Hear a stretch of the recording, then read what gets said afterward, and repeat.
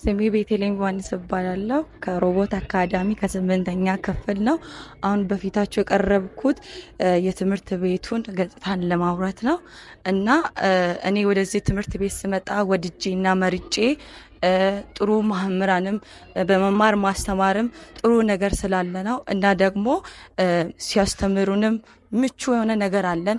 ላይብሬሪን በክፍት እናገኛለን። ላብም እንገባለን። ጥሩ ነገር አለ እና ደግሞ ክላስም ላይ ጥበት ስላለ እና ደግሞ የምንማረው በቤተ ክርስቲያን ውስጥ ስለሆነ ትምህርት ቤቱ አዲስ ህንፃ ለመገንባት በሚያደርገው ነገር ላይ ሁላችሁም ይሄንን ቪዲዮ የምታዩት ተሳትፎ እንድታደርጉ በጌታ ፍቅር አሳስባችኋለሁ። አመሰግናለሁ።